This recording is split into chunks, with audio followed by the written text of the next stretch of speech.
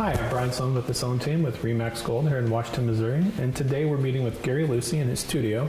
I know that you have a definition of art, or what art is, and could you tell us about that? Well, you know, I am a bit more down to earth in terms of art. I almost jokingly say I paint pictures for a living.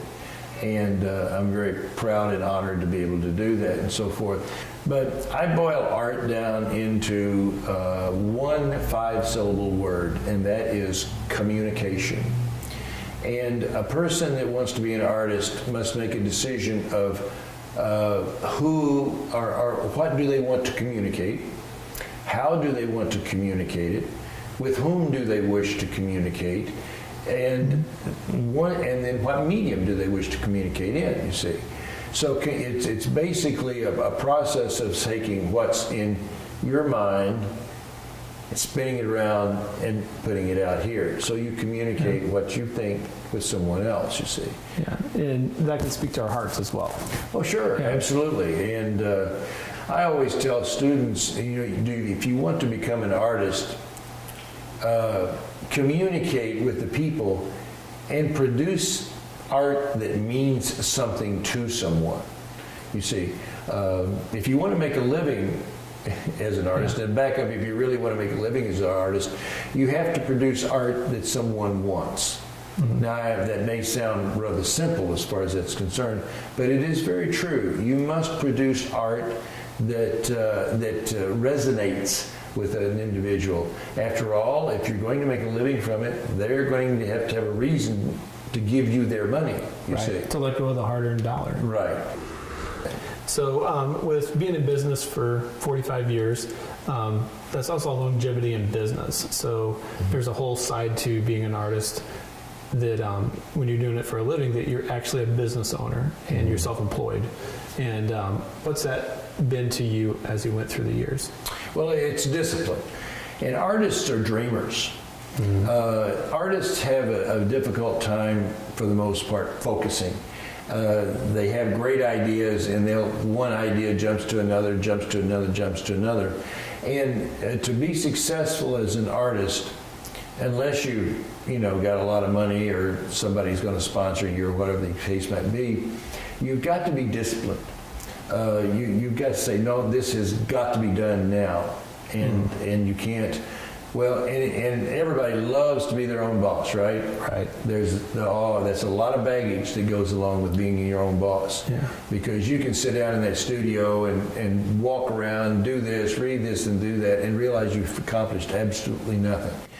And that doesn't work if you're going to do it as a professional. I would have to say part of my American dream, owning a business for 20-something years and being on the show now, but since I started, I've always had part of my American dream was owning one of your pieces of work. Specifically, your St. Louis. It's a beautiful piece because it sees the bridge being constructed, and it reminds me of architecture and engineering and the things that are important to me from my previous business, and it puts it all together in history, which is always exciting to learn about. Well, the United States has always been, the person can come from any background and do whatever they want. I mean, we have freedom. I mean, it's very, very unique as far as that's concerned. Thus, the American dream of being able. I grew up in the Boot Heel down in southeast Missouri, and our family was of very modest means, and was able to go to college, learn about art, and actually step out on the platform and actually create and make a living from it. That's the American dream. That's what it's about. Yeah, chasing something that other people think is impossible or out of reach, and proving them wrong. Well, the American dream doesn't just get thrown in your lap. You have to realize that. There's a tremendous amount of discipline involved.